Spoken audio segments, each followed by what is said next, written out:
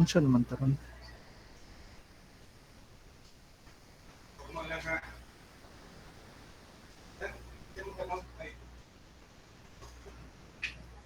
Accept.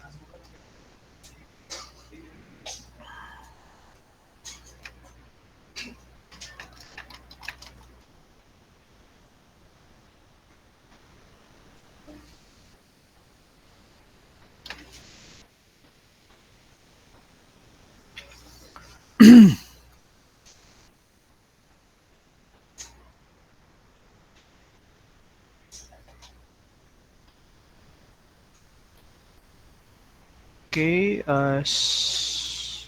paki-on lang niya guys sa inyong camera guys. And as I call your name, just say present. Kabag, Present, sir. Kanonigo, Present, sir. Kapisnon, Carbos, Sinisa, Codino, Present, sir. Dagle, De La Victoria, Peleses, Present, sir. Gabato, Present, sir. Hinon, Hernandez, Present, sir. Ibarra, Present, sir. Lebron, Present, sir. Lucero, Present, sir. Mahinay, Present, sir. Mahusay, Present, sir. Mandresa, Present, sir. Nigre, Present, sir. Niadas, Present, sir. Omega,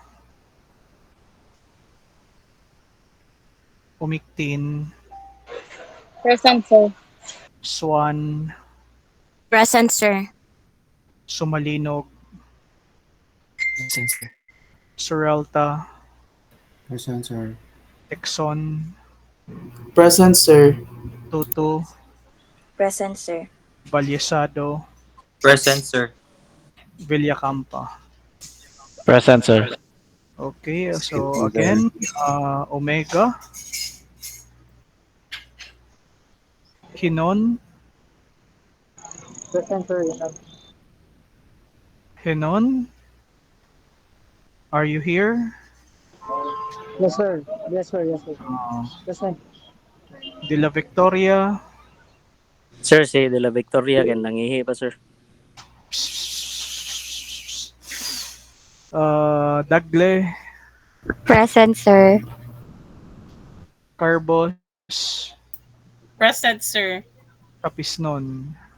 Present, sir. Okay, so si Omega ray wala.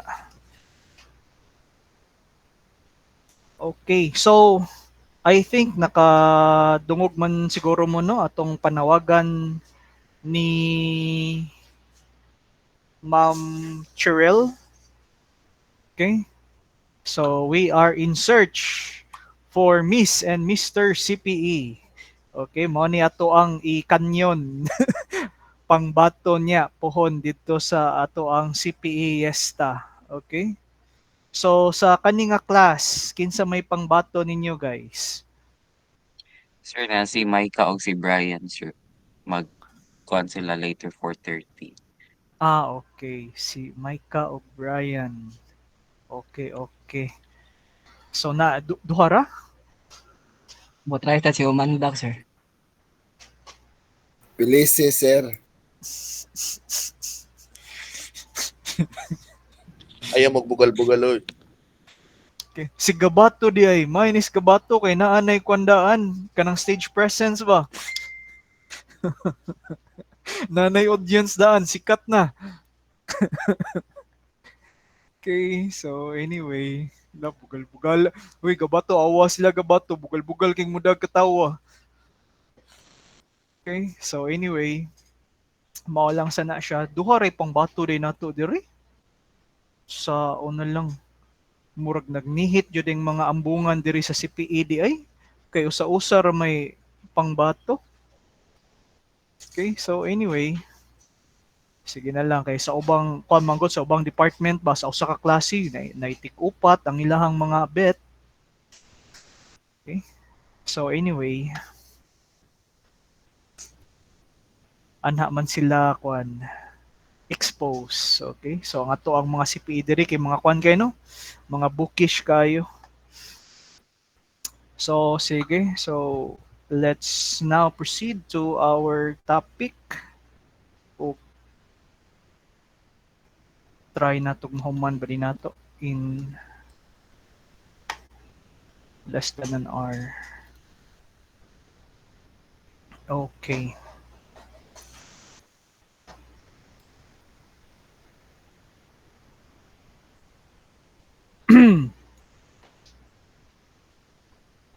Asa naman to ako ang slide.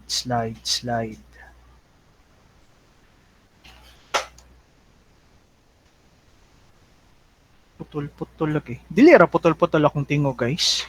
Maklaro ra bag tarong. Oh, excuse me. Okay. Sige. So to get started with our topic, okay, we'll be discussing about our introduction to HDL. Okay. So last time we have just discussed about the PLDs, okay, the programmable logic devices. And right now we'll be talking about HDL, the so-called hardware descriptive language. Okay. So basically this is where our topic will revolve for this semester. Okay, so to get started, these are the objectives for our topic today. So first is we'll be describing the role of your HDL languages in the modern digital design. Okay. Next, we'll be describing the fundamentals of design abstraction in the modern digital design. And also, we will describe the modern digital design flow based on HDLs. And of course, we'll have a fundamental or introduction to the constructs of using VHDL as our VHDL using Verilog, okay, as our HDL language nga gamiton. Okay, so basically there are not just one type of HDL that is used to describe your hardware.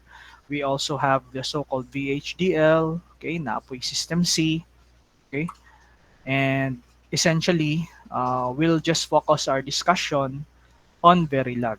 Okay, so two of the most popular nga language ipanggamit is kaning VHDL and Verilog, and of course System C is also gaining traction, okay, in the field of HDL.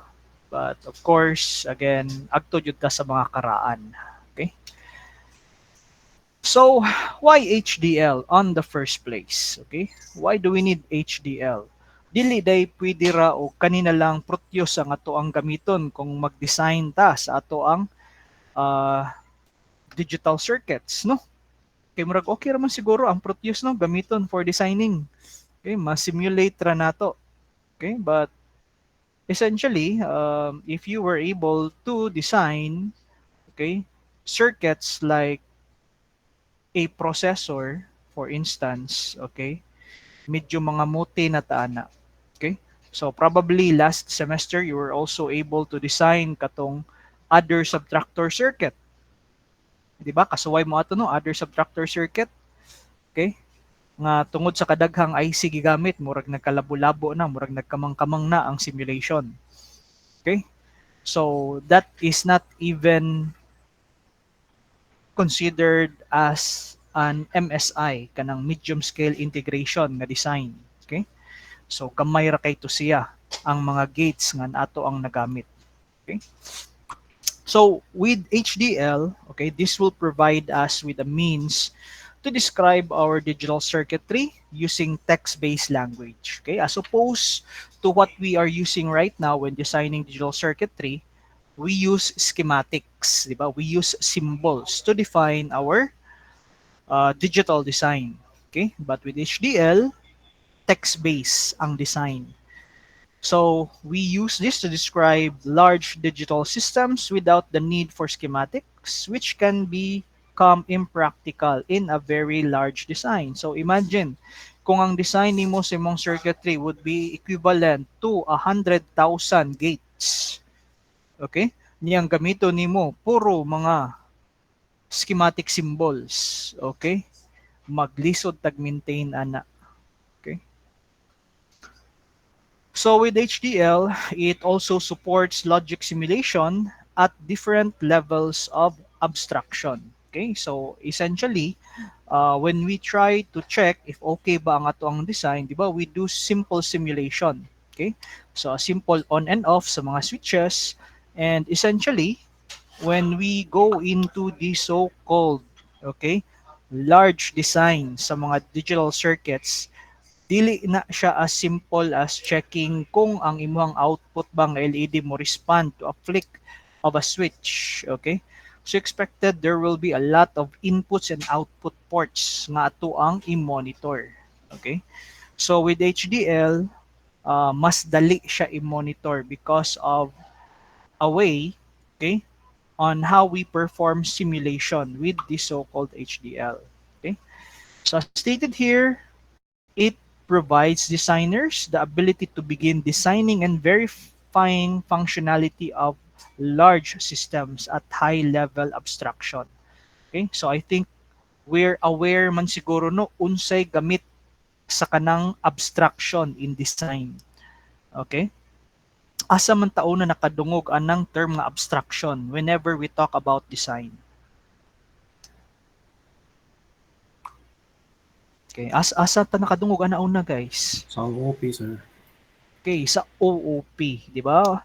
When you try to develop applications, okay, we found out that murag using C alone, medyo limited lang ka sa imuhang mabuhat. Okay? So that's why we choose mga higher level languages that supports object-oriented programming like that of C++, okay, C#, and even Java. Okay?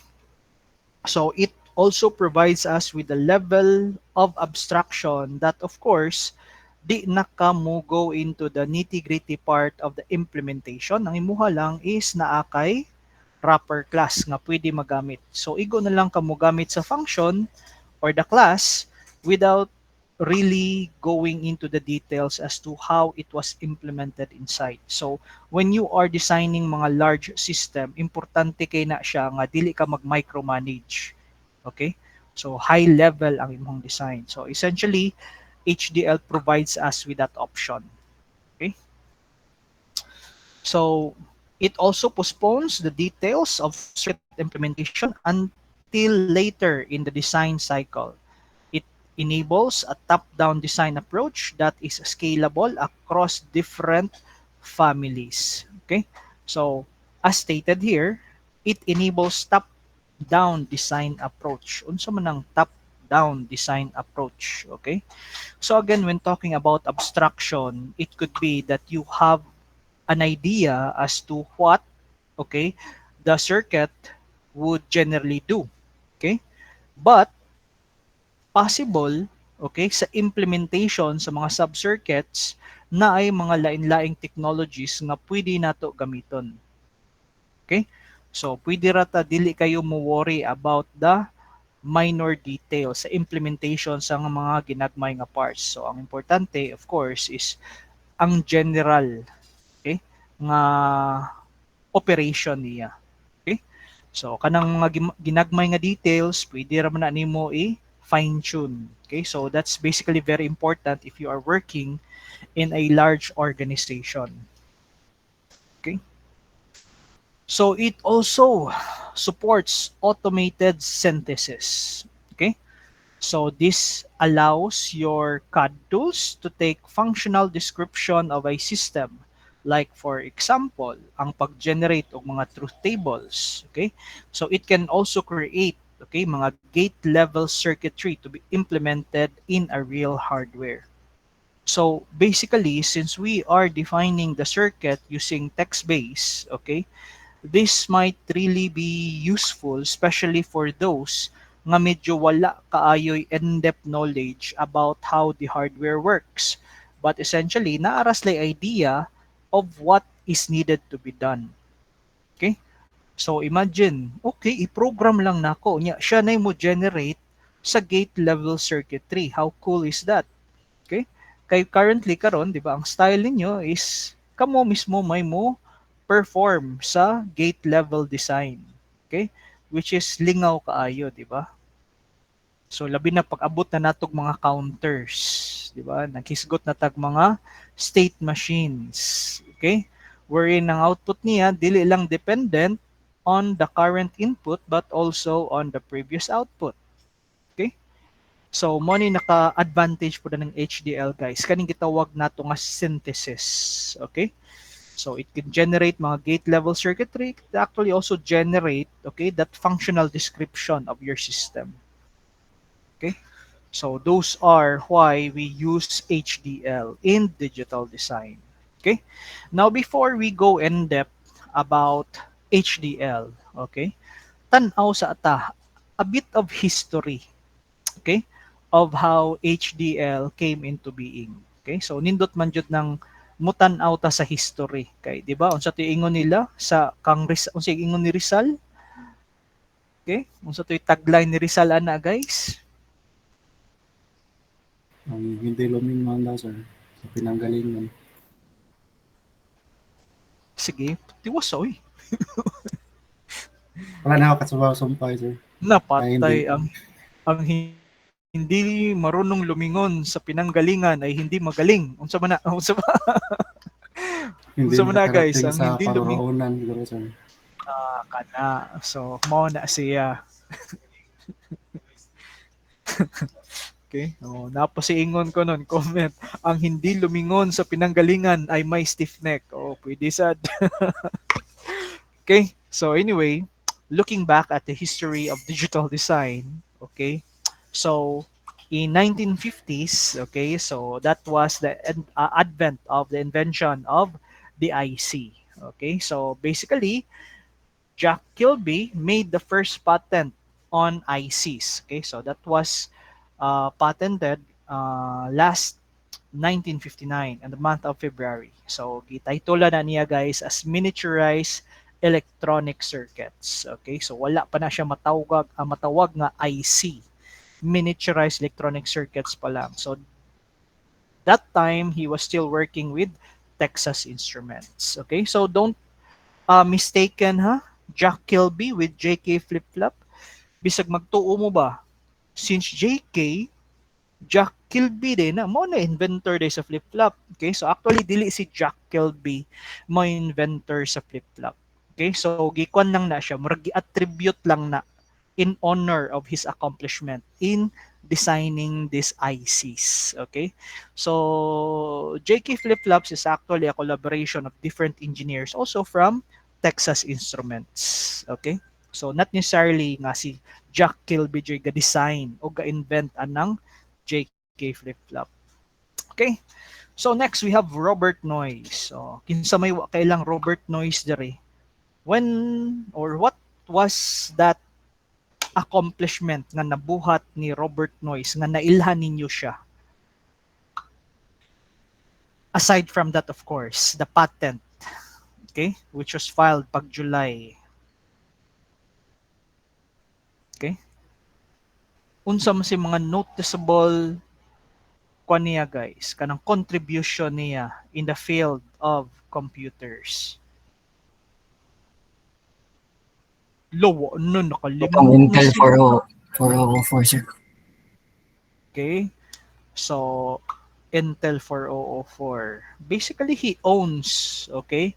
They pioneered the company of what is known today as Intel. Okay? Kinsay kauban ni Robert Noyce ato, guys? Si Gordon Moore, sir. Si Gordon Monroe. Si Gordon Moore. Okay? So, sila may mga co-founder sa Intel. Okay? And basically, si Gordon Moore, that is where we base our Moore's law. Okay? So basically, ang iyahang theory is that for every 2 years, mo doble ang size sa ato ang mga integrated circuits, or basically ang density, ang number of transistors utilized per square inch magka doble every 2 years. But of course, if you try to look at the history, that theory has already been beat. Okay? So, dili lang twice ang pag-increase sa density sa ato ang mga transistors in an IC. Okay? Sometimes gani mo triple pa. Okay? So, of course, thanks to the advancement of technology. Okay? So, in 1971, Intel introduces the first single microprocessor using this IC technology. So, katong Intel 4004. Okay? So, this contains basically around 2,300 transistors, okay, inside that chip. So, on 1983, okay, US Department of Defense, or US DoD, contracted 3 companies, namely si Texas Instruments, IBM, and Intermetrics, okay? And they were asked to develop a standardized documentation tool that provide detailed information about both the interface, the input and output, and the behavior of digital system. So essentially, anhi nagsugod ang idea sa HDL. Okay? So kung tanaw ninyo, kinsay nag-fund? Department of Defense na pod. Okay? So mao nang gingon nato guys, kung walay gubat, wala siguro'y upgrade in the technology. Okay? So, tungod pod ni DOD, di ba? Internet came into being.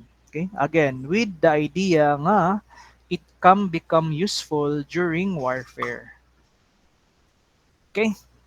So, in 1985, the first version of the tool was created. Okay? Si VHDL. Okay? So, that was turned over to the IEEE for standardization. Okay, so on 1987, IEEE released the first industry standard version of VHDL. Okay, so that release was entitled IEEE 1076 1987. Okay, so as of the moment, okay, naman si mga bagong version sa VHDL nga mga nanggawas. Okay, so makita po nato as years pass, okay, nagsigi sag update si VHDL. Okay, so naay mga mapuno nga mga features like that of the 1993 and 2008 version of VHDL. Okay, so kung tanaw na to si VHDL, medyo dugay-dugay na juday ni si VHDL. Okay, so 1980s pa lang, okay, naana si VHDL, and probably during this time kung tanaw na to ang history of computers, mo ni mga panahon na nga nagsige na og panggawas ang mga personal computers, ang mga laing-laing microprocessors, microcontrollers. Okay? So, at around almost the same time as with VHDL, okay, so as you can see, 1983, gisugdan ang idea of crafting VHDL. In 1984 sad, Verilog was invented by these two people, okay? Si Phil Morby and Prabhu Goel, okay? So, they belong to a company called Automated Integrated Design Systems, okay? So, ang ilahas ang gibuhat is a logic simulation language later renamed as Gateway Design Automation Incorporated, okay? So, kaning language nga Verilog was not standardized and was kept on being modified in all its version that came out between 1984 to 1990s. Okay? So, essentially, proprietary pa ang kaninga language. Okay? So, unlike sa VHDL, nga open na and licensed through IEEE. Standardized na siya. Okay? So, 1990s, Gateway Design Automation, okay, originally was acquired by Cadence Design System. Okay, So familiar mo ng cadence, guys, design system? Okay, wala. Sige daw, try to Google it unsay manggawas dira nga mga product nila sa cadence.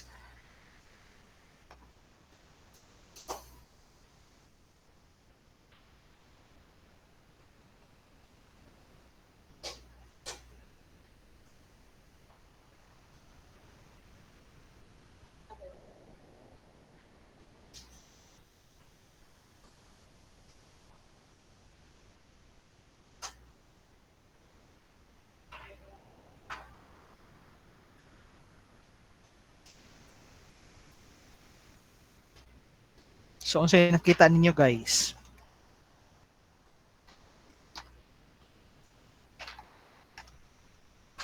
Karon sir, buhat sila mga IC sir. O SOCs. O Mga PCBs. ICs. Okay. So kan sila no, um, mga EDAs nga software. Okay, kanang gitawag natong electronic design automation nga mga tools. Okay, well known sila ana, guys. Okay, so kanang mga gipanggamit na to before nang gawas ng Multisim, unsa pa, National Instruments, Proteus. Okay, usa sa mga sikat nga mga tools for electronic design was created by Cadence. Okay? So, mao na siya. A bit of history about Cadence. Okay? So again, there's a lot of literature there nga makita niyo sa internet if you just try to Google that keyword. Okay? So, in 1991, okay, Open Verilog International, or OVI, also known as Accelera, was organized by Cadence, and the documentation of Verilog was transferred to a public domain named OVI. Okay, so mo na ni ang start wherein ilahan ng gipublic, okay, ang Verilog. Kay basically, kung moingon kag proprietary man gud ang imong language, okay, lisod kayo is standardized kay ma-hold man siya on a particular business side. Okay? So wala kayo means of improvement. So I think nowadays nakita nato how open source, okay, is actually dominating, okay, the software industry. Okay? So one good example anang mga open source is kaning sa Android. Okay?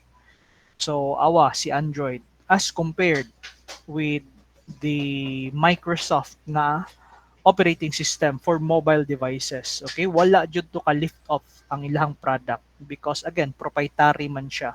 Unlike with Android, open source, okay, daghan kayong maka-contribute and improve the software itself.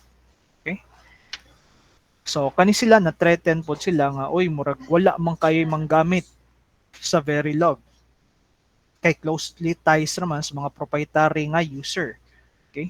So unlike VHDL which is standardized na. Okay? So therefore on 1995, okay, after pila ka years nga gihimo siyang open to the public, the IEEE released the Verilog standard and entitled it as 1364 1995. Okay? So it is also commonly known as the Verilog 95. So mo na first version sa IEEE release sa Verilog.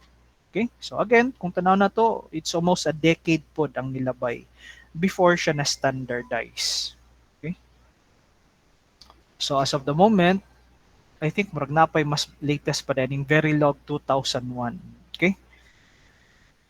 So kana obviously dali ra kay hinumduman no ang version sa Verilog. Verilog 95 na release 1995, Verilog 2001 na release pag 2001. Okay? So evidently kung nay mga bagong version sa Verilog nga manggawas, ibase ra pud na siya sa year ang kinalasan niya. Okay? So noticeable difference between the version 1995 and 2001 was the inclusion of the signed variable. Okay? So kanang paggamit og two's complement. Okay? Nga gisuportaan niya. So kung tanaw na to dili ra jud kay na siya dugay 2001. Okay? So 2005, okay, another revision was made. So this supersets, okay, some new features and capabilities to aid verification. Okay? So verification more on kung nasa na siya guys, kanang maghisgot kag compilation. I-check if either ang imuhang code is syntactically correct. Okay? So as of 2009, okay, so System Verilog and the Verilog language standard were merged into System Verilog 2009. Okay? So and that was released under sa IEEE standard nga 1800s 2009. Okay? So it also became one of the most popular languages for IC design and verification utilized by Xilinx. Okay?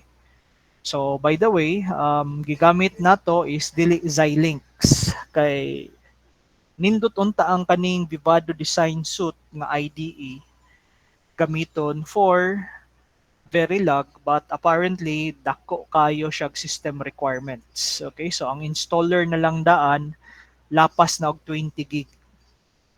Okay? And knowing the capacity of the workstation that we are using at school, di jud na siya magsilbi. Okay? Di ba? 8 gig raman to no ang memory nato no sa workstation. Okay? So medyo bugat-bugat jud siya. But again, since beginners man ta, okay, we really don't need all the features of what this design suite is offering us. Okay? So manang pwede ra jud ta mo gamit atong sa Intel, okay, nga Quartus. Okay, so actually naapay mga third party applications nga pwede magamit nga mas gaan pa siya. Pero ang problema lang, it's only intended for compiling the Verilog nga code but dili nimo siya magamit together with the hardware. Okay, unlike atong sa Quartus kay gi-design man dito siya that it will be used together with a hardware like that of an FPGA. Okay. So here guys are the different level of abstraction in HDL. Okay. So as stated, HDLs were originally defined to be able to model behavior at multiple levels of abstraction. Okay. So essentially kung nakahinumdom mo o nyara na ba mo'y datacom, wala pa mo'y datacom no. Karon pa lang. Okay? So anyway, sige na lang. So hardware level of abstraction, okay? So abstraction is an important concept in engineering wherein we can specify how systems operate without consuming much time in analyzing how each level actually operates inside. Okay? So later, gain ninyo guys of computer networks or when you talk about how do you call this? Local area networks, ana ninyo niya appreciate okay ang technology nga gigamit ninyo karon when you connect to the internet. Okay? So there's actually also different level of abstractions when you do communicating with your PCs from one PC to another. Okay? So again, HDLs are designed to model behavior at all levels with the exception of the material level. Okay? So the dapita and the circuit. Okay? So HDLs are not typically used in the circuit level. So basically, when we talk about HDL, naa diri magsugod ang level of abstraction nato sa gate, RT, algorithm, and system. Okay? So kung magtanaw tag system, this is what we call as the top-down design. Okay? So sa system, makita nimo in general how everything works. And then you go into details. In this case, when you talk about algorithm, it's like going in depth of how each of those workstation work. Okay? Nya kani ang ato ang register transfer, basically it talks about how one of this module actually works inside, like sa RTL dire inside the CPU. Okay? Nya kaning register transfer model, of course, you can break that down into gate implementation. Okay? So essentially, mao na ang murag sakop when you are designing HDLs. Okay? So basically, diri dapita sa circuit level of material level, dili na kay ni siya covered by your HDL. Okay? So here is the Y chart when we design uh, your HDL abstraction. Okay? So basically, kung magtan-aw ta sa kaning Y chart, okay, gitawag siyang Y chart kay obviously, okay, we have categorized each part accordingly to this illustration nga mura siya letter Y. Okay? So makita nato sa ato ang Y chart, okay, there are three domains, okay? The behavioral domain, the structural domain, and the physical domain. Okay?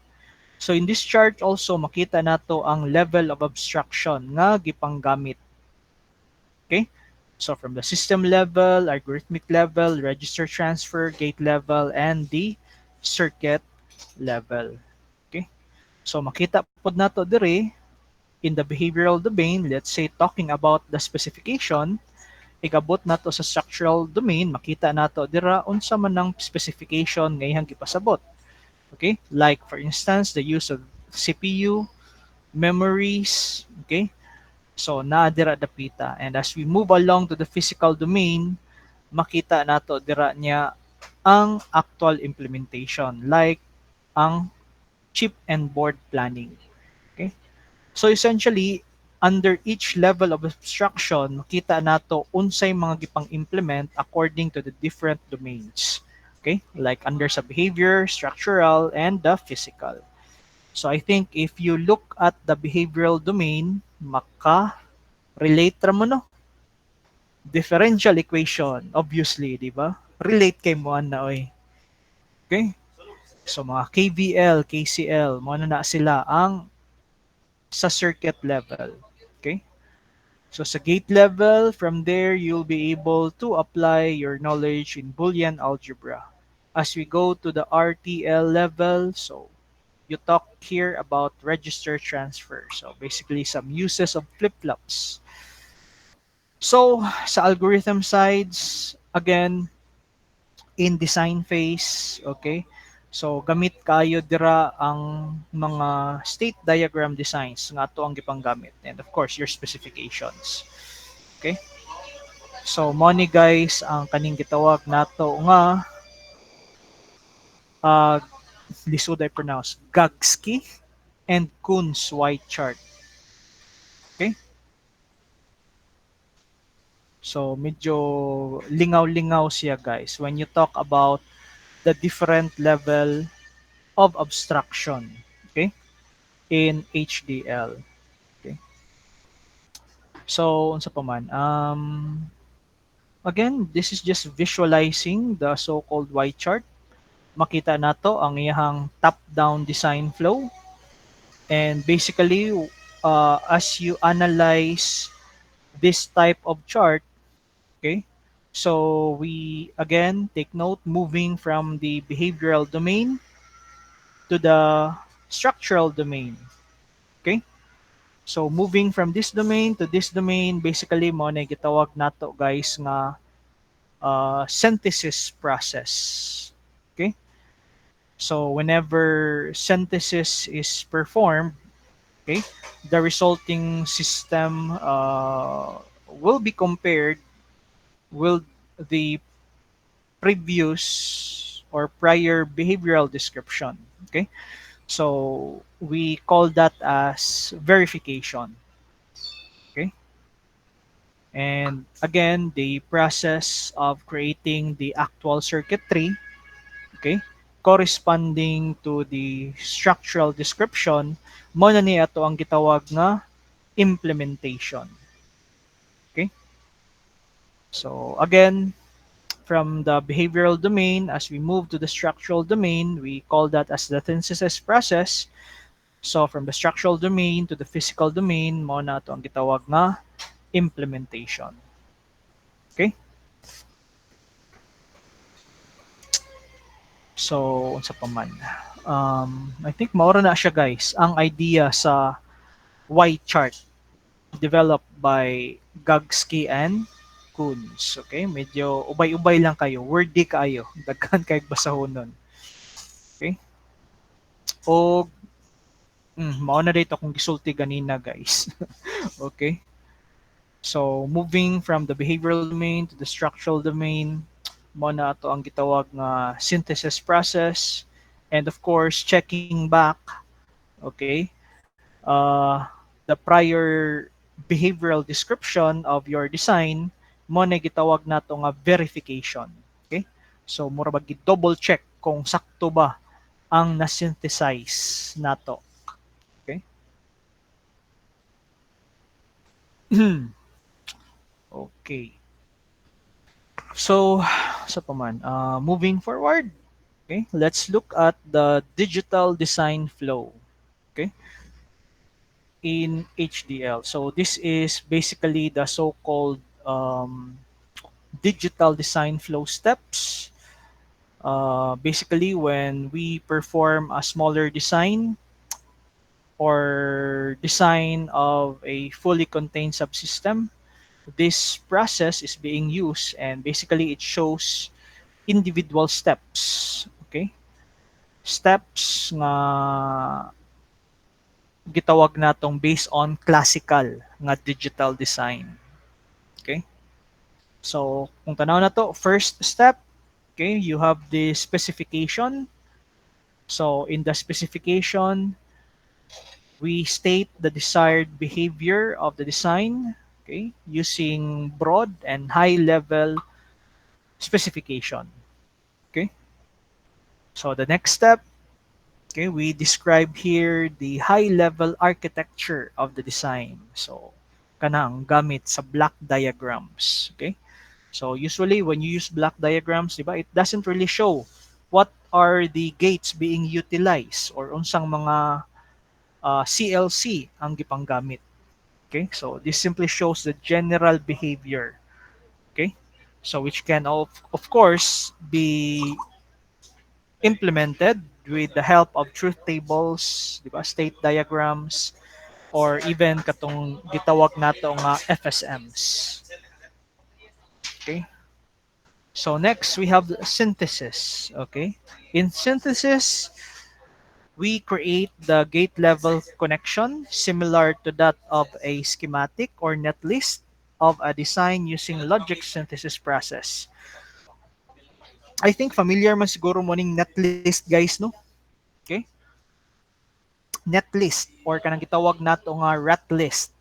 Okay? Asa man mo naka first encounter ana nga term. Og nalimot na sila. Okay? Di ba nakasuway man mo gamit og KiCad? When you convert your schematic circuit into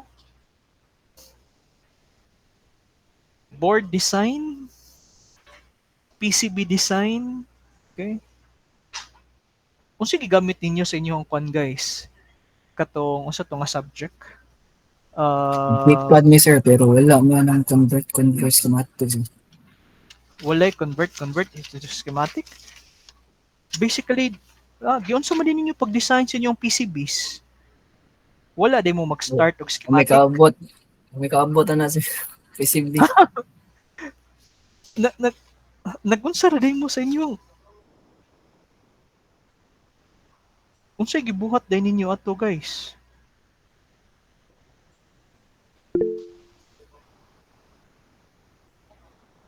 Unsa tong year gani?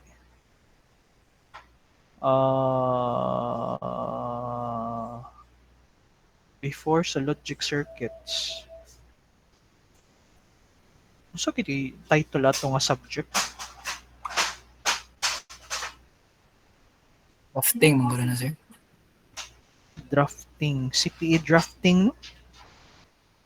Unsa tong year gani? Computer Engineering Drafting and Design.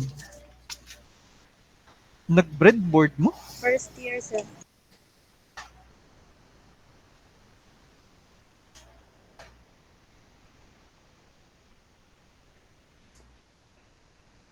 Ga breadboard. Oo ba? Supposed to be kani siya nga subject kana himo og mga schematic circuit nya i-convert ninyo into PCB layout.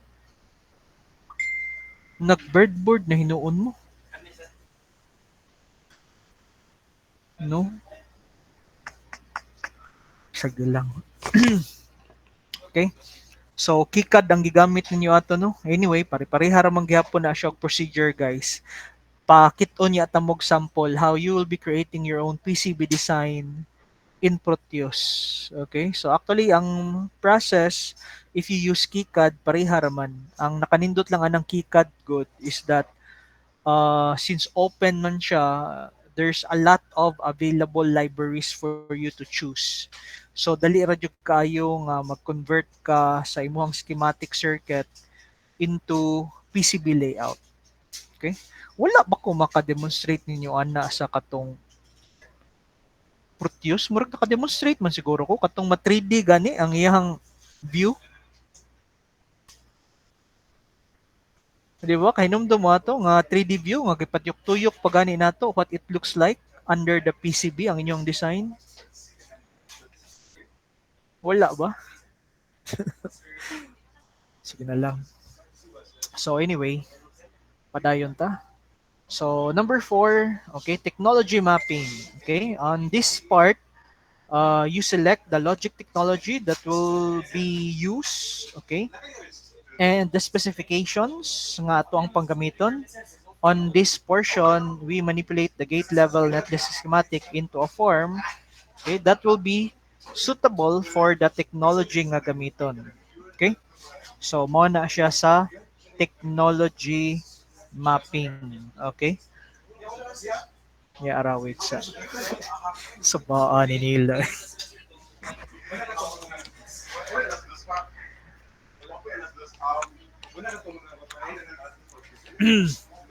Wait sa guys ha.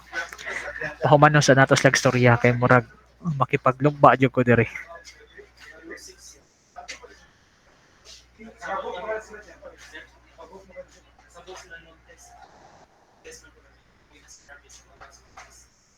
Okay. Sige ka na. So next, we have place and route. Okay? So in the place and route, we will be arranging components to maximize the area needed on the board or chip and wire all connections to minimize an interconnection, okay, sa imong mga wires in terms of length and of course mga crossing. Okay? PCB. Wala di mo ka. mo di katong sa project day ninyo no walay sige na lang. So sige.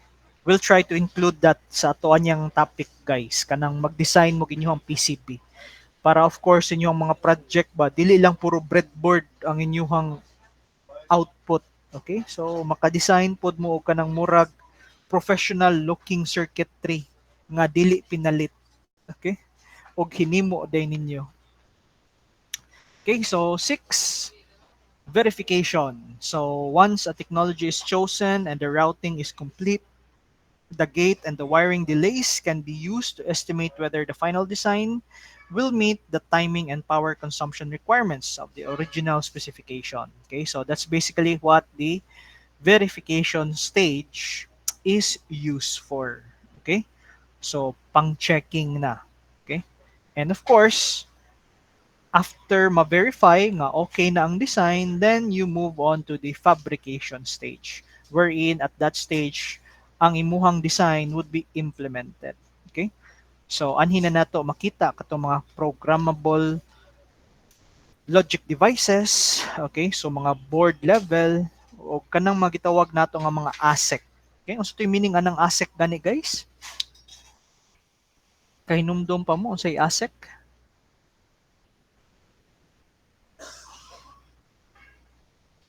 Wala na. Wa na sila kahinumdum og ASIC. Okay, unsay meaning sa ASIC? Ang IC ra sir. Sir, Oh, location specific, sir. application specific. Okay? So application specific mga IC essentially in terms of production, okay, nindot siya for mass production. It could actually lower down the cost, okay? However, ang design phase lang jud ana niya maoy very crucial kaayo. Okay? So based on this classical digital design flow, okay, again, going back, when you talk about specification, okay, so anhi nimo i-define like ang given problem, okay, nga ganahan nimong buhaton. Okay, so in this example, like you are to design a circuit that would detect prime numbers, okay, prime numbers from 0 to 7, base 10. So the circuit should be able to indicate the prime number with a delay of less than 200 nanoseconds. So mas grabe ka detalye no. Kay murag sa ato ang mga problem solving with digital design, wala ta maghisgot og time. Okay? Kaya nga to is more on sa logic side. If mugana ba siya or dili. Okay? Now next, functional design. So we then move on to the use of design methodologies. In this case, you can use truth table. Okay, so identify nimo since nakabaw na ka 0 to 7, it could be implemented with a 3-bit. Okay? So gamit ka og truth table with 3 digital input giving you 8 possible combinations. Okay, kadyot lang. Asa man. Ay. Hold on.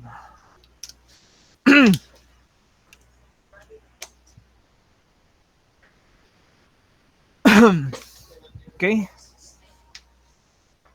So next, ang atong synthesis. Okay, so we generate the circuitry based on the given requirement. Okay, so mana siya ang, again, creating the gate level connection. Okay, so mana atong schematic. Okay, nga create based on the synthesis nga stage. Next, we have the technology. Okay, so sa technology, mo decide ta unsay gamiton. Okay, so technology mapping, like unsa man nga IC ang gamiton, mostly sa atong gipanggamit mga 74 series, okay, mga TTL series. Wala kay ta mo gamit og CMOS katong mga 40 mag-start og 54. Okay, so those are mga CMOS technology. Okay, so after identifying what technology ang gamiton, okay, we then move on to the place and route. Okay, so mo ni ang place and route, guys. So how your gates are interconnected with each other, okay, and how to arrange the IC in such a ways that you will be minimizing the total area nga gamito nimo when you create the circuit. Okay, so very important sa juday na ang placement sa imong IC when you design your digital circuit. Kay if you don't optimize the the positioning of your IC on your board, ang tendency bisag ang imuhang linya diri mas layo og tuyukan. Okay? Like for example, kani kung actual pa ni nga implementation, you won't be needing mura kag magbutag og jumper diri, di ba? If this is an actual circuit, pwede ra na nimo i-connect under, di ba? Using your PCB. Okay? So, pwede ra jud na siya. Okay? So, na guys, sa place and route na stage. And then sa verification. Okay? So, sa verification dire, likely if natay simulating tool, okay, pwede nimo ma-set like pasok ba sa specification. Okay?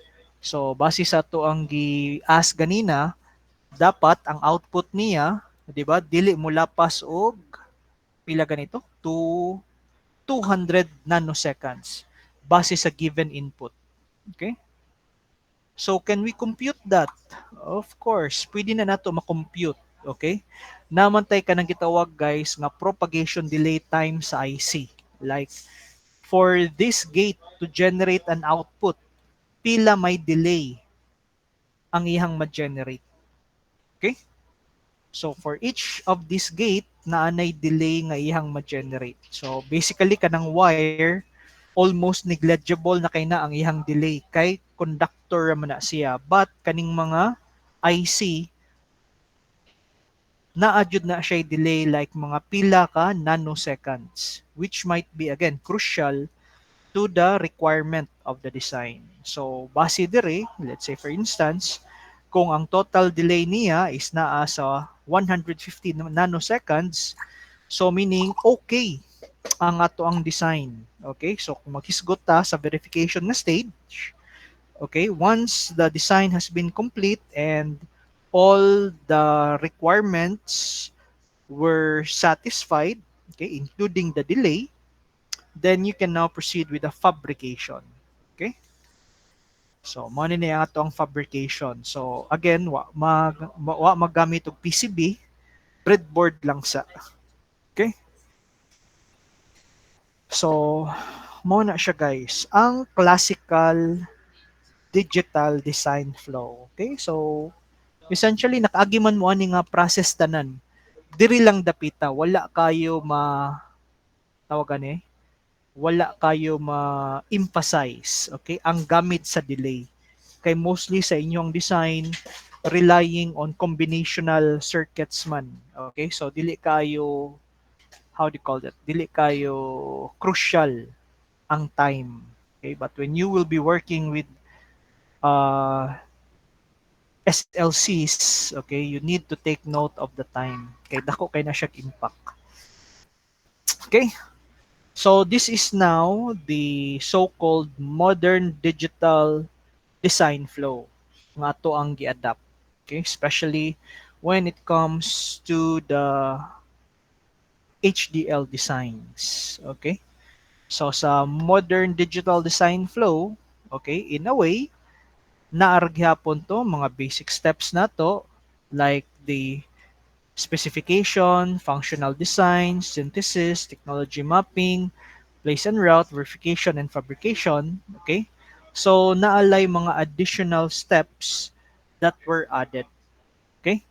So, for example, dire, ikabot sa functional design. Okay? So, the initial design here is in a form of an HDL description. Okay? So, it will be simulated. So, once okay ang simulation, then proceed sa next step. So, if incorrect, then balik sa functional design.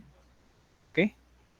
So, ikabot sa synthesis, again, pwede na po siya ma-simulate. Okay? Para ma-verify nato ang functionality at the gate level kung match ba sa functionality sa pre-synthesize nga behavioral description nato ang giset earlier. Okay? So next na po, technology mapping. Okay? So there is a technology mapping, it will be estimated or ma-estimate nato ang mga delay sa mga gates, okay, that will be used for simulation. Okay, so nakanindot aning sa gitawag nato nga HDL manggod, pwede nimo ma-programmatically modify ang imong mga delay. Unlike kung let's say for example, anhita sa ato ang technology mapping for the classical design, hardware specific man. Okay? Predefined daan ang delay. Okay? Base sa IC nga inyong gipili. Okay? So next we have the place and route. Okay? So there is ato ang place and route. Okay? We do the estimation of the again wiring delays that would be included for the timing requirement and check as to whether sakto ba ang design nga ato ang gibuhat. Okay? So finally, okay, we have the verification. Okay? So final design na ni siya diri dapita. Okay? Yeah, finally sa fabrication, again, It could be in a form of a programmable device, just like that of an FPGA nga to ang gitarget, or it could be the ASIC. Okay? So, mo ni guys, mga example sa ato ang gitawag nga specifications. Okay? So, high-level design, so block diagram, showing the interconnection of the different modules and how they communicate with each other. Okay? So again, specification nga naay gitawag nato nga micro design nga mas specific compared sa previous one. Okay? So we have here the functional design. So mo ni siya guys ang expected niyong makita. Okay? What an HDL would look like. Okay? So this is an example of a Verilog nga code. Okay? So again, for the simulation nga part, okay, when you talk about simulation, we refer to the process of verifying the functional characteristics of the model at any level of abstraction. Okay? So for every model nga to ang gibuhat diri sa different stages of a digital design flow, okay, na ay mga corresponding simulations nga pwede nato mabuhat. Okay? So, mana ni siya guys ang para sa ato ang timing. Okay? So, pag-check sa timing. Okay? So, this is what is so good about when you do HDL, okay? Instead nga mogamit pa ka og actual nga unsa nga tool ang magamit ninyo guys para makakita mo kingani nga output.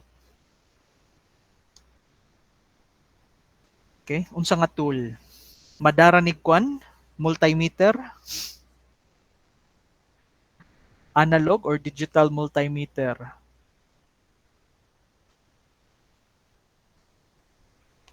Okay, anyone? Unsa nga tool ang magamit nato para makakita tag waveform? Hala, waslay idea. Ito ba na oscillator, sir? Patay oscillator. Hapit na. Duol na. Wrong spelling lang. Oscilloscope, sir. Oscilloscope. Okay. Hapit na no. Oscillator bitaw. Mura bitaw oscillator kay OSC. O lang. Okay. Oscilloscope. Okay. So we typically use an oscilloscope if you want to check timing diagrams. Okay. As to how the output responds to the input. Okay? So, sa ato ang tool nga gamiton, okay, this can really come in handy if you want to check the output with regards to the given input. Okay?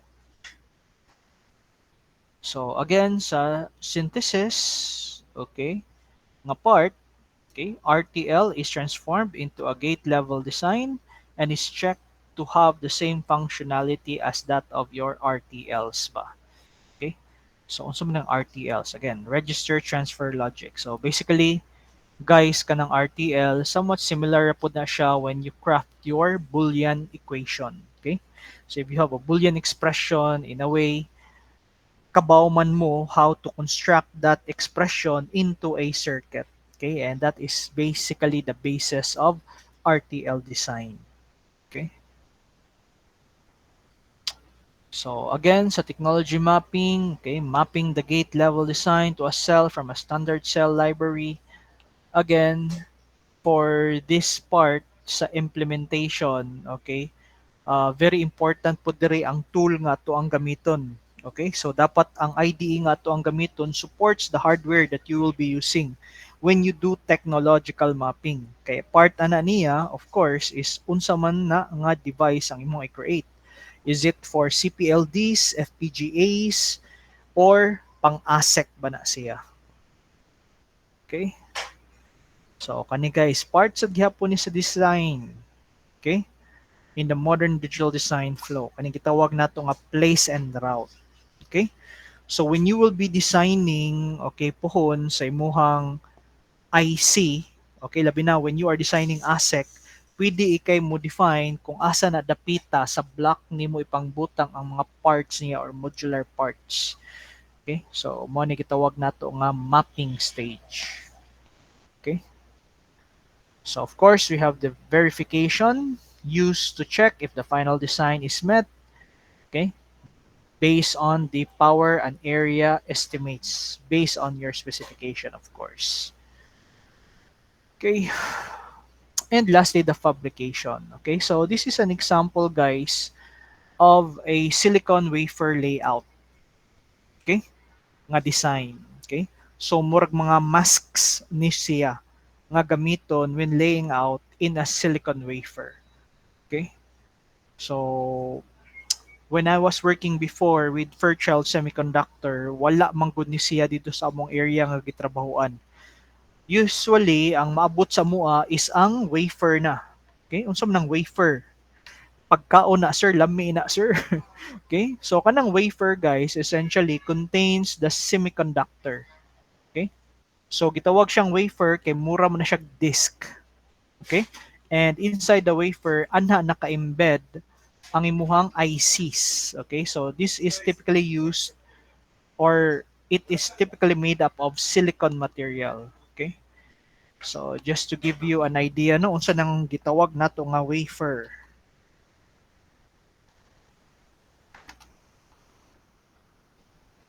Okay? Asa man ito mga kitaan eh? Kani. Okay? So, this is what a wafer, guys, looks like. Okay? So, kani siya. So, that is actually made up of silicon material, okay, that has been sliced, okay, thinly. Nya kani siya ang sulod ani niya tunga-tungaon pa jud ni siya into different sections, okay? So kanang makita ninyong mga IC sa inyong mga processor, okay? Gamay ra kay na siya nga portion diri, okay? Ang usa ka wafer ani niya when I was working before with Fairchild Semiconductor, ang usa ka IC ana niya could generate up to 100,000 nga mga transistors. Okay? So of course depende pod. Kato transistors mas gamay man. So mura ra jud siya tuldok actually. So kani pinupinuhon og putol. Okay? So sagdi lang, hopefully makakita niya mo sa process of how IC is being developed. Okay? So we actually have here kanang ON Semiconductor, which was previously known as Fairchild Semiconductor. Okay? So money mga products nila, mga IC. Okay? So, kakutasan eh. So two major HDL, guys, nga ato ang or currently in the market, okay? Si VHDL og Verilog. Okay? So again, our discussion would focus more on Verilog. Okay? So there's actually a lot of HDLs nga gipanggamit. Okay, but we will be focusing our discussion on Verilog instead of VHDL. Kay again with VHDL manggod problema kaayo sa iyahang IDE, okay? Kay dili kayo siya student friendly, especially when we talk about licensing sa mga application nga gamiton. Okay? So mo nang tunga sad ang mga tao. Okay?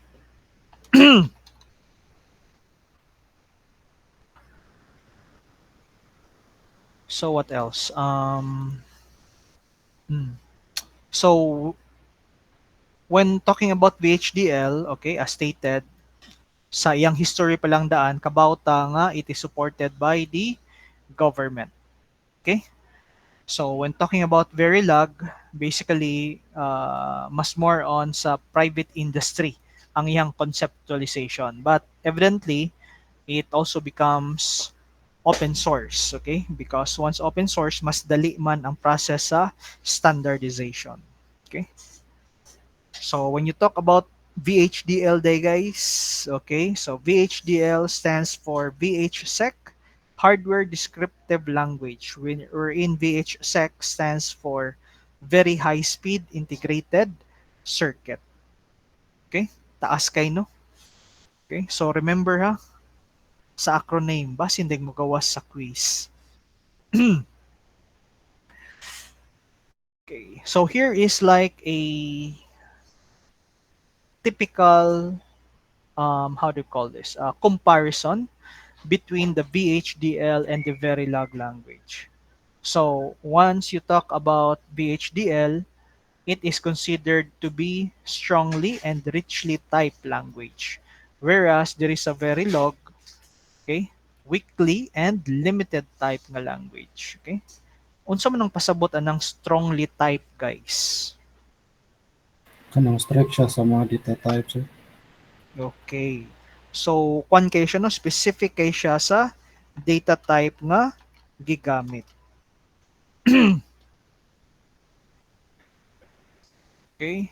So, again, makarelate rata na with other PLs, programming language. So, VHDL is based on ADA nga language. Okay. So, it's a language requirements make it more verbose than Verilog.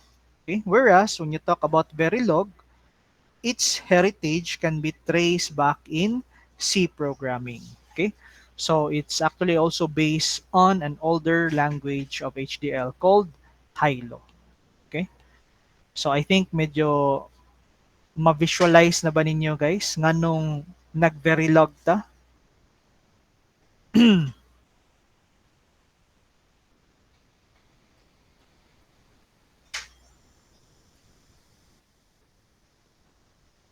Dili ma-imagine nganong ga-verilog gihapon. So obviously, closely related to C programming. Okay? So that's why we are using this para dili ra pod kaayo steep ang learning curve when you will be learning HDL. Okay? Compared sa VHDL manggod, it's like a new paradigm for you. Okay? So ma-confuse niya mo sa kadaghang programming subjects nga inyong maagian ron. Okay? So here in VHDL, the creators emphasize on semantics that were ambiguous and designs that were easily portable from one tool to the next. Okay? So kung anhita sa Verilog, okay? So Verilog recognizes that all data types have a bit level representation and it supports data representations including string. Okay? So, of course, sa earlier version of HDL, wala ng string, but currently, ilahan naman sa nang gisuportaan po. Okay? So, magdepende ra jud na siya sa need, okay, sa mga tao. So, again, kung magtanaw sad mo in different versions, di ba? Like, for example, kanang Android phone ninyo is a very good example, okay, of how it evolves from one version to another. So, murag halos every year, sige lag usab ang version. Okay? So here, guys, again is an example of what VHDL coding looks like. Okay? So this actually represents your AND gate. Okay? So kung magtan-out ta unsa may parts sa code sa VHDL. So basically, kani sila, guys, refers to, what do you think are this one?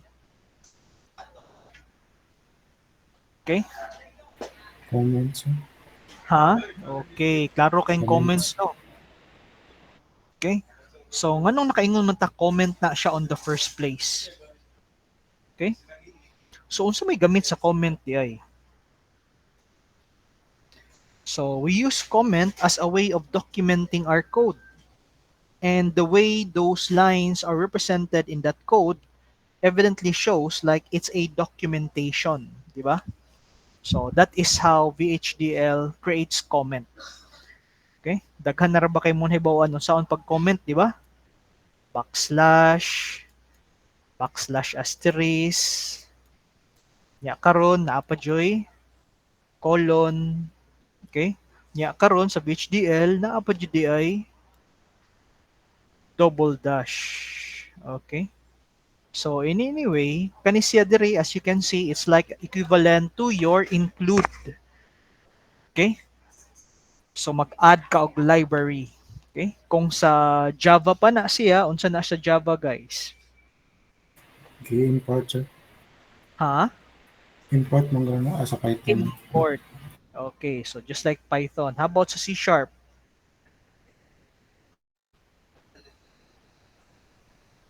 Nakagi ba mong C Sharp? Okay. Okay. So, mana siya, guys. Ang ato ang pag-add og header.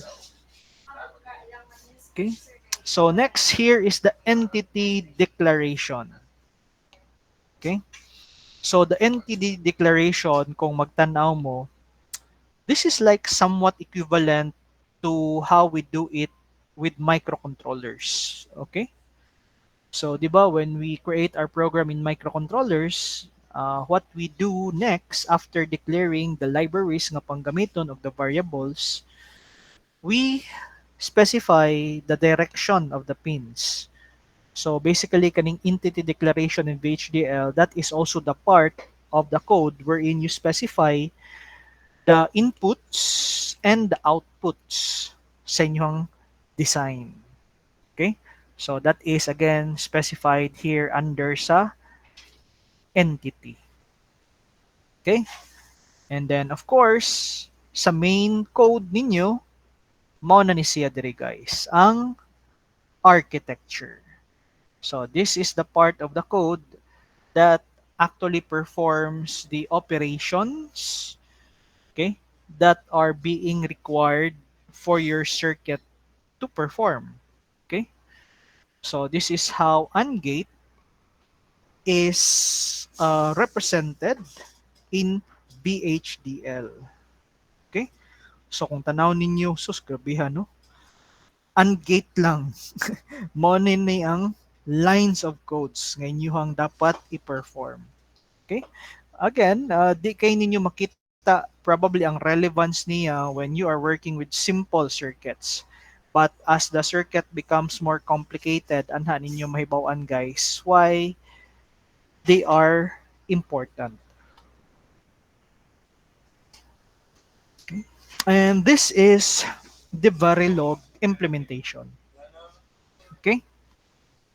So sa Verilog implementation, again, since pare-pareha raman sa C, so makita nato ang iyahang implementation sa comment is basically just like in C. Okay? Nya, kung magtan-aw pod ta dire sa ato ang implementation, okay? This is where we specify the direction of the pins. So somewhat similar sila ani with VHDL. Okay? And here, as you can see, okay, mao na ni ang iyahang implementation. Okay? So kung magtanaw ta dira, okay, one major difference is kanijod. It takes language requirements, make it more verbose than Verilog. Okay? So compared sa Verilog implementation, dili ing ana kadaghan ang number of lines nga need nimong buhaton to arrive on the same output. Okay? So man ang gitawag nato VHDL is more verbose. So mas stricto siya. Okay? So mas daghan siyang mga syntax nga sometimes dili na necessary. Okay? So mao na siya, guys. Ang simple comparison between what a VHDL code looks like and what a Verilog implementation also looks like. Okay? So, since Verilog naman jud ta, okay, what is Verilog? Okay? So, Verilog, as stated, is an HDL used to describe the structure and behavior of a digital electronic circuit. Okay? So kung magtan-aw ta sa to ang code diri, makita na nato actually kung pila ka book pins ang gi-require to implement this design. So ABY nya ato po yung gipakita diri ang implementation as to kinsay input o kinsay output. Okay? And here is the actual implementation of the AND gate. Okay? So again, advantage ni siya on your side since nag-agi naman mo digital logic circuits and switching theory. Okay? So nana mo yung knowledge in Boolean algebra, Boolean expression. So dili ra jud kayo ni siya lisod. Okay? Ang atoan na lang isang transition how to implement the digital designs that we have last semester into HDL. Okay? So Verilog allows the simulation and synthesis of digital circuits using text-based description, which is similar to C. Okay? So also, the design are partitioned in hierarchy of modules. Okay? So kung nalingaw ra mo OOP before guys, di ba? Nga dili lang single sheet ang code, okay? It could actually be placed on different files, okay? And they can communicate with each other. Verilog will very much be the same with that since it promotes abstraction. Okay? So there will be this so-called hierarchy of modules ngay mohang i-design. So basically for each design ngay mohang buhaton, it will be considered as a module. Think of it as like usa na siya ka circuit ang kanang module. Okay? So just like what you did before, okay, with full adder circuit, di ba? When we design the full adder circuit, pwede raman dayto siya kwaon ang design sa full adder circuit gikan sa half adder circuits. Ngay mo ipang cascade. Okay?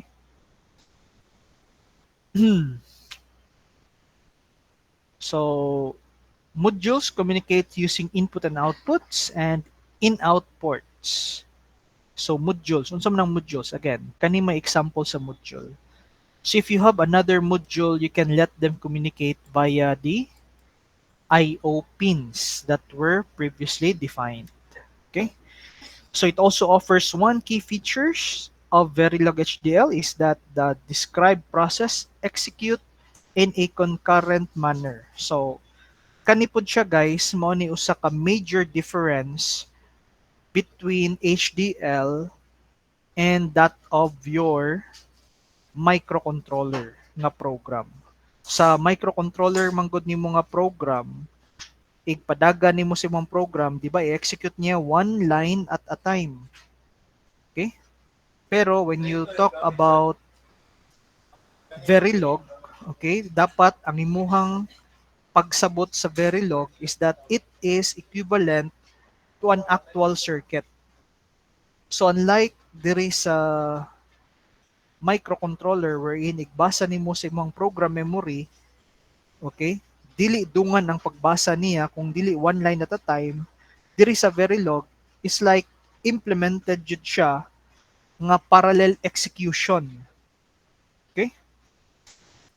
So, let's say for instance, okay, kana bang mag-design ka og something like this.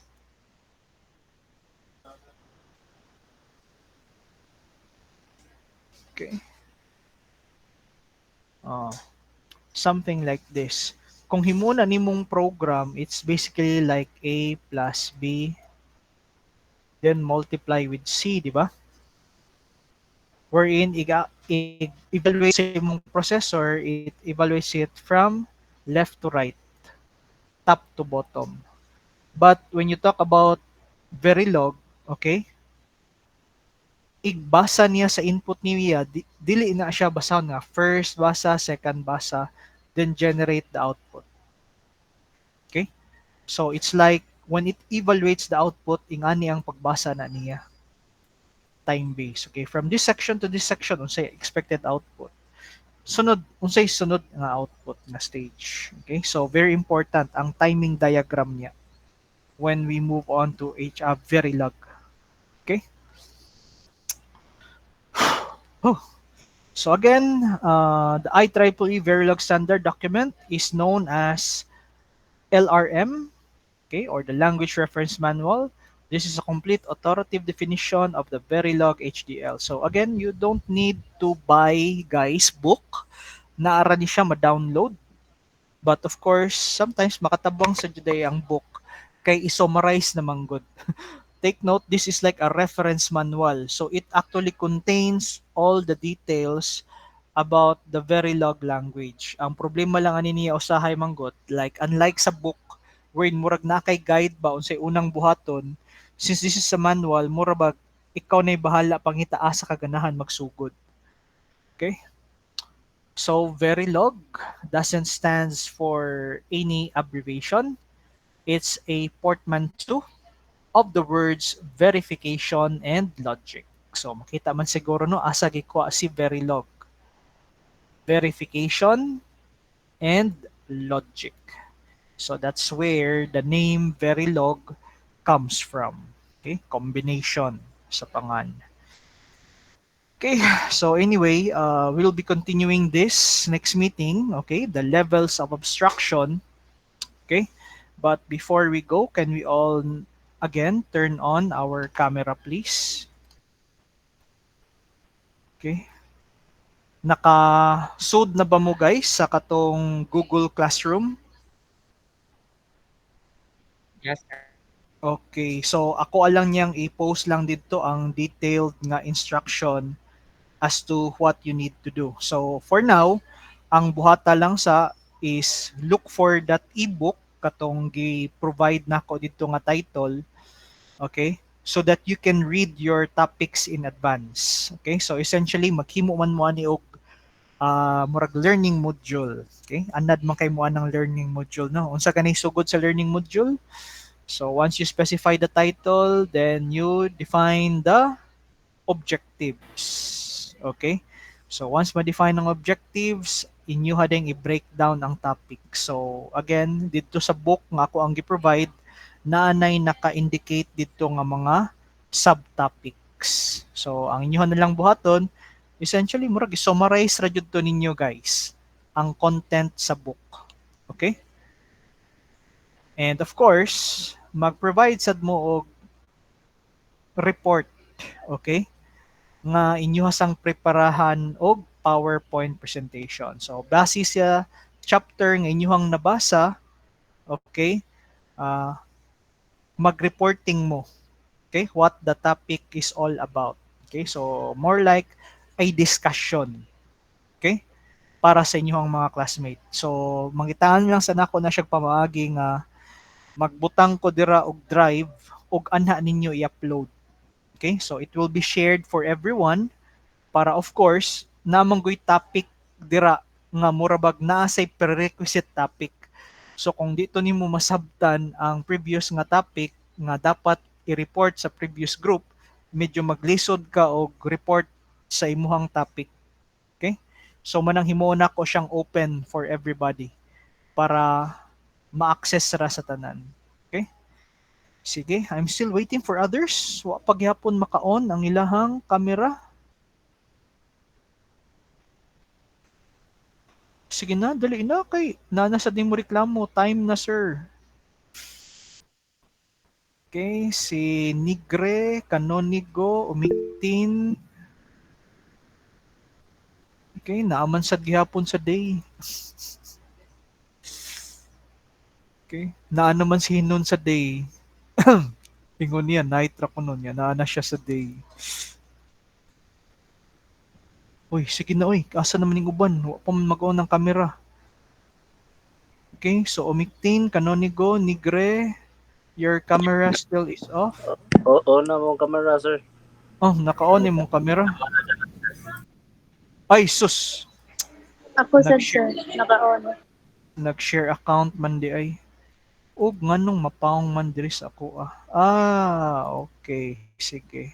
Murag hinay day ang connection. Sige, at my count everyone. 1, 2, 3, say chess.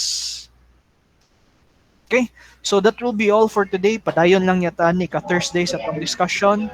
Okay, so topic nato on Thursday will be talking about the different level of abstraction in Verilog. Okay, so we'll be focusing more on these three: behavioral, data flow, and gate level. Okay? So sige, moro to. Guys, thank you for your time and attendance. Mga unsa ta kay ang uban diri sige nag-usap, wa man lang jud nangagda. Okay? Kinsa ka nang sige usap dira, wa jud makapangagda man lang, grabe. Okay? Pangagda po dira Lucero, uy. Kaon ra mga. Sir, pili ngayon sa PowerPoint, sir. Oh, ako ara ning i-upload, guys. Okay? I-upload pa ko ni kay napa ko Thank you, sir. i-modify. Okay? Sige everyone, that will be all. Goodbye, good day, and take care everyone. Bye, sir. Thank you, Thank you, sir. Thank you, sir. Bye, sir. Thank you.